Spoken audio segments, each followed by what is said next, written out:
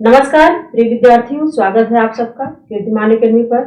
मैं पूजा मैम आप लोगों के लिए यूपीपी यूपीएसआई वर्दी सीरीज के अंतर्गत सामान्य हिंदी का टॉपिक वाइज प्रैक्टिस सेट 2 रोज करा रही हूँ। आज उसमें है टॉपिक रस। तो आइए देखते हैं आज के टॉपिक के अंतर्गत रस को पीवाईक्यू इसका। तो चलिए देखते हैं। आइए थोड़ा सा जान लेते हैं रस कहते किसे हैं। रस कहते किसे? रस का तात्पर्य क्या होता है? निचोड़। रस का तात्पर्य क्या होता है? निचोड़। आप लोग सुन लीजिएगा, फिर अपना नोट्स बना लीजिएगा। जैसे श्रव्य काव्य के पठन या श्रवण एवं दृश्य काव्य के दर्शन तथा श्रवण से जो अलौकिक आनंद प्राप्त होता है वही क्या कहलाता है? काव्य में रस कहलाता है। वही काव्य में रस कहलाता है। जो आनंद प्राप्त होता है शब्दों को और लाइनों को सुन के, वही रस कहलाता है। रस क्या होता है? काव्य की आत्मा होता है। जब तक उसमें रस ना प्राप्त हो, उसमें जैसे कि कविता हो, कोई भी किसी भी तरह की कविता काव्य हो, जब पढ़ो तो उसमें लय के साथ जो आवाज जो भाव निकलते हैं उसी को हम रस के रूप में जानते हैं। तो उसी रसात्मकम वाक्यम काव्यम, अर्थात क्या होता है? रस युक्त वाक्य ही क्या कहलाता है? काव्य कहलाता है। रस का प्रयोग सार तत्व के अर्थ में क्या होता है? चरक सुश्रुत, एक मुनियों ने अपना व्याख्यान दिया है चरक और सुश्रुत के काव्य में। तो ये बात ध्यान रखिएगा। अब आइए देखते हैं रस होते कितने प्रकार के, इसके बारे में जान लेते हैं। मैं रफली बता देती हूँ रस के प्रकार कितने हैं। तो रस होता है श्रृंगार रस। श्रृंगार रस का अस्थाई भाव क्या होता है? अस्थाई भाव रत या प्रेम होता है। श्रृंगार रस का अस्थाई भाव रत या प्रेम होता है। श्रृंगार रस के भाग कितने हैं? 2 हैं, संयोग श्रृंगार और वियोग श्रृंगार। इसी तरह आइए देखते हैं हास्य रस। हास्य रस का अस्थाई भाव क्या होता है? क्योंकि इससे प्रश्न पूछा जाता है। हास्य रस का अस्थाई भाव होता है हास होता है। इसी तरह तीसरा है करुण रस। करुण रस का अस्थाई भाव क्या होता है? शोक होता है। क्या होता है? करुण रस का अस्थाई भाव शोक होता है।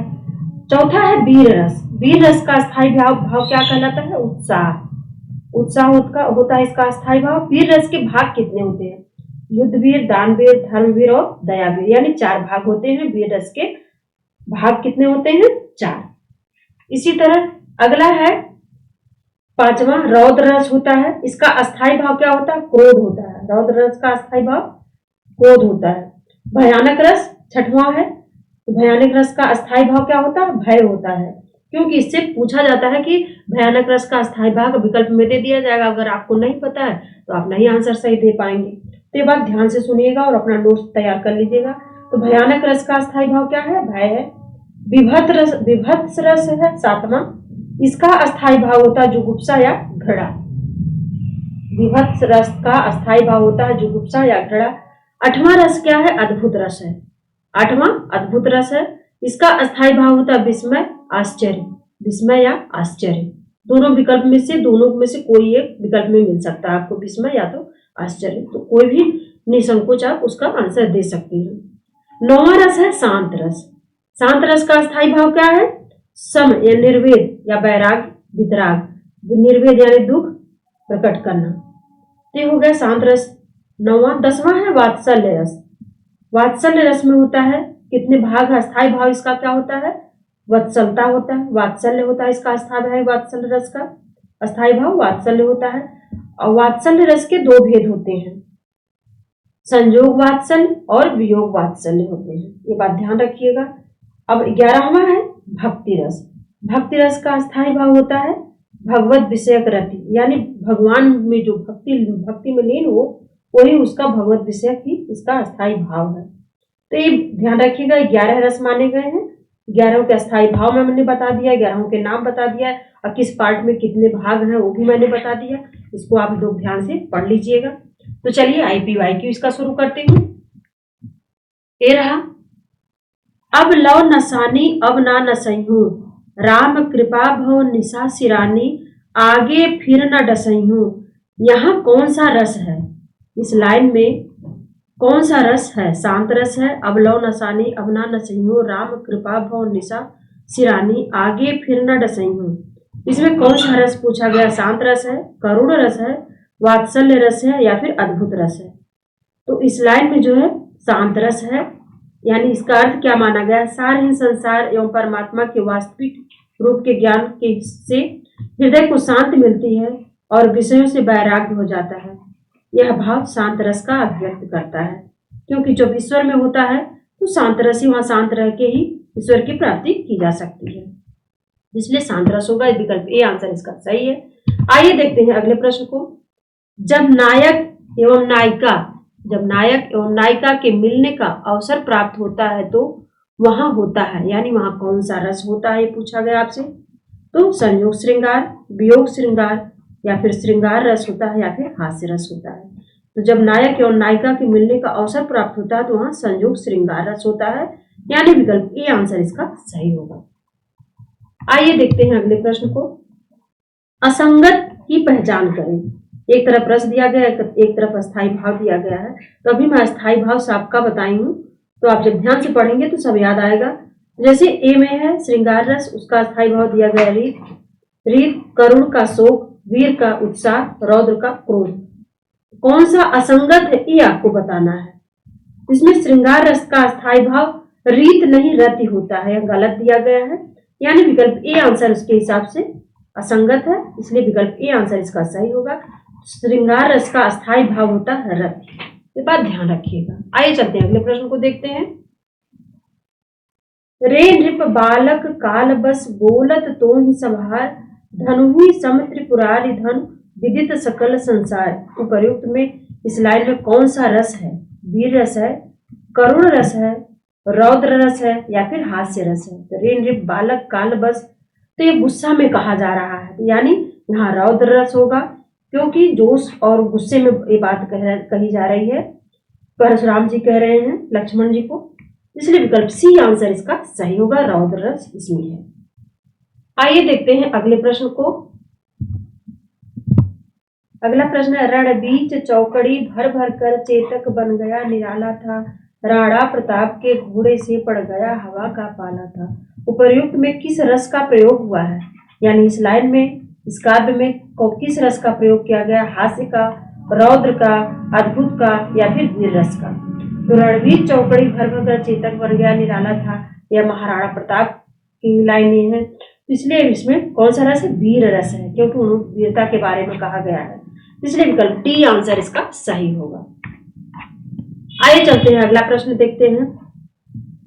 जब विभाव, अनुभाव तथा संचारी भाव के संयोग से रति नामक अस्थाई भाव उत्पन्न होता है तो वहां पर होता है।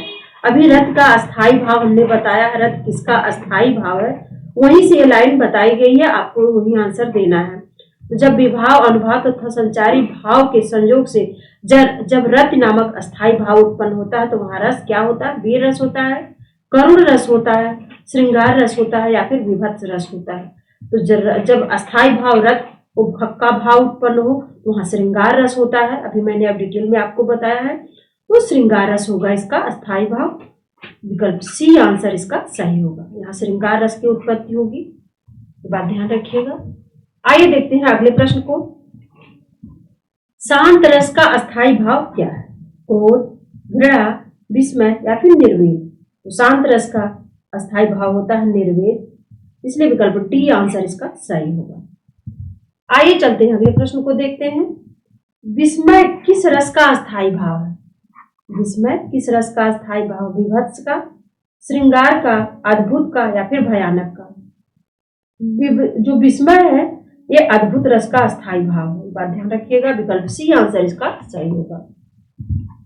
आइए चलते अगले प्रश्न को देखते हैं। हाथ गयो प्रभु को कमला कह, नाथ कहा तुमने चितधारी, तंदुल खाय मुठी दुई दिन कियो तुमने दुई लोक बिहारी, खाय मुठी तिसरी अब हाथ कहाँ निज बास की आस बिसारी, रंग ही आप समान कियो तुम चाहत आप ही होत भिखारी। उपर्युक्त में वीर रस के किस भेद का वर्णन किया गया है?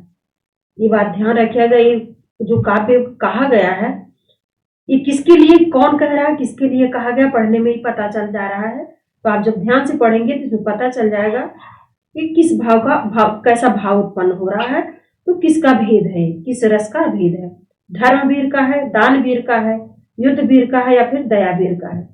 इसमें जो किस रस का भेद पूछा गया है इसमें दान वीर है, वीर रस का भेद है, मतलब दया वीर दान वीर का वर्णन किया गया है इस काव्य खंड में, वीर रस के दान वीर का वर्णन है, इसलिए विकल्प बी आंसर इसका सही होगा।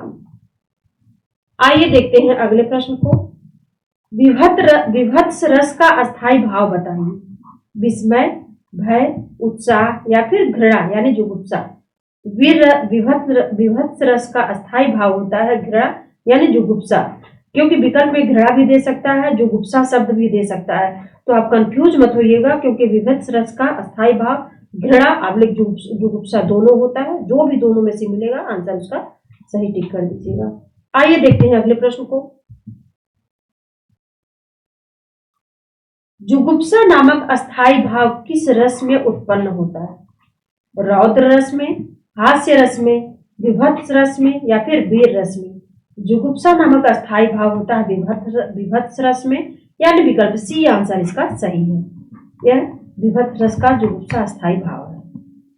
आइए देखते हैं अगले प्रश्न को।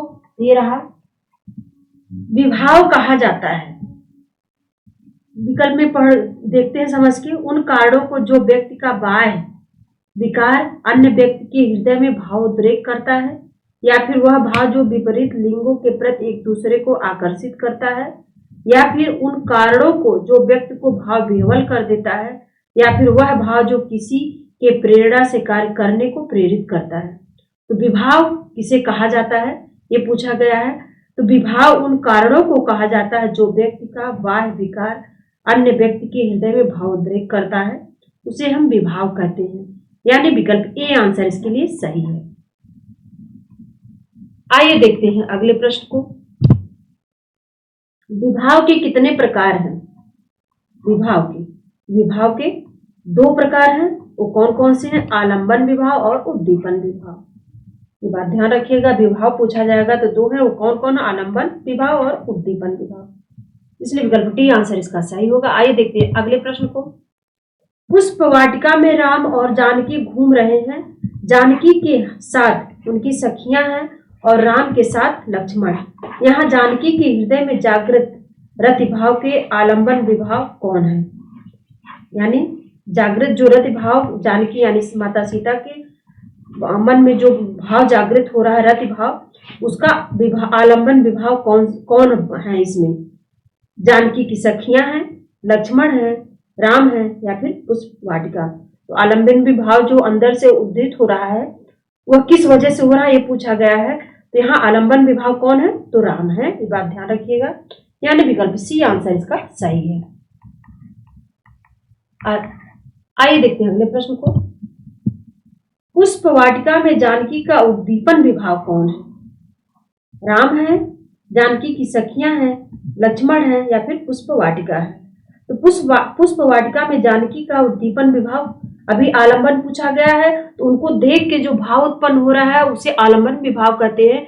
उद्दीपन जिनको देखकर मन में भाव, देखने के बाद जो भाव उत्पन्न हो रहा है, देखने के लिए जैसे किसी को द्वारा प्रेरित किया जाए तो उसे उद्दीपन विभाव कहते हैं, वही पूछा गया है। तो इसमें पुष्प वाटिका में जानकी का उद्दीपन विभाव कौन है? तो जानकी की सखियां हैं, यानी विकल्प बी आंसर इसका सही है। आइए देखते हैं अगले प्रश्न को। संयोग एवं वियोग है, ये क्या है? इसके भेद है, अलंकार के भेद है, करुण रस के भेद है, श्रृंगार रस के भेद है या फिर वीर रस के भेद है। संयोग एवं वियोग जो है श्रृंगार रस के भेद है, अभी मैं पीछे बताई हूँ, यानी विकल्प सी आंसर इसका सही है। इसके दो भेद हैं, श्रृंगार रस के दो भेद कौन कौन? संयोग और वियोग। आइए देखते हैं अगले प्रश्न को। विभाव, अनुभाव तथा संचारी भाव के संयोग से उत्पत्ति होती है किसकी? आनंदानुभूति की, रस की, अलंकार की या फिर प्रेम की? तो विभाव, अनुभाव तथा संचारी भाव के संयोग से जो उत्पत्ति होती है वह रस की उत्पत्ति होती है, यानी विकल्प बी आंसर इसका सही होगा। आइए देखते हैं अगले प्रश्न को। संचारी भाव का एक और नाम है, वो कौन सा है? निरंकारी भाव, व्यभिचारी भाव, उपचारी भाव या फिर उपकारी भाव? संचारी भाव का एक और नाम है, वह व्यभिचारी भाव है, यानी विकल्प बी आंसर इसका सही होगा। आइए देखते हैं अगले प्रश्न को। आलंबन एवं उद्दीपन है रस के प्रकार, अनुभाव के प्रकार, विभाव के प्रकार या फिर संचारी भाव के प्रकार। आलंबन तथा उद्दीपन है विभाव के प्रकार, यानी विकल्प सी आंसर इसका सही होगा। आइए चलते हैं अगले प्रश्न को देखते हैं। गुस्से में मुंह का लाल होना क्या कहलाता है? अनुभाव, विभाव, संचारी भाव या फिर अस्थाई भाव। तो गुस्से में मुंह का लाल होना कहलाता है अनुभाव, यानी विकल्प ए आंसर इसका सही, क्योंकि शरीर के मनोभाव शारीरिक व्यंजक होता है। मनोभाव जो होता है उसी को गुस्से से मुंह का लाल होना क्या होता है? अनुभाव कहलाता है। आइए देखते हैं अगले प्रश्न को। सात्विक एवं कायिक क्या है? विभाव के प्रकार है, अनुभाव के प्रकार है, संचारी भाव के प्रकार है या फिर अस्थाई भाव के प्रकार है। तो सात्विक एवं कायिक ये अनुभाव के प्रकार हैं, यानी विकल्प बी आंसर इसका सही होगा। आइए देखते हैं अगले प्रश्न को। संचारी भावों की संख्या कितनी मानी गई है?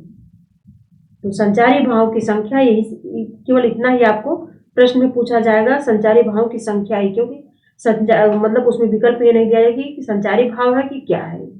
तो संचारी भाव की संख्या 33 मानी गई है, यानी विकल्प सी आंसर इसका सही होगा। अगला प्रश्न है, अस्थाई भाव के प्रकारों की संख्या सामान्यतः कितनी मानी गई है? 4, 5, 7, 9। अस्थाई भाव के प्रकारों की संख्या सामान्यतः 9 मानी गई है, यानी विकल्प डी आंसर इसका सही होगा।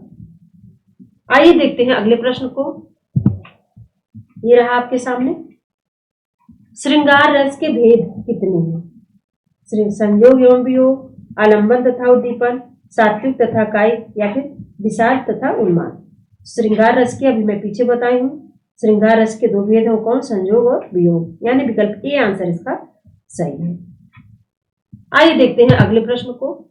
शांत रस का अस्थाई भाव क्या है? शोक, क्रोध, निर्वेद या फिर विस्मय। शांत रस का अस्थाई भाव होता है निर्वेद, यानी विकल्प सी आंसर इसका सही होगा। ये रस टॉपिक में आज की क्लास यहीं तक। फिर मिलते हैं अगली क्लास में एक नई टॉपिक के साथ। तब तक के लिए धन्यवाद।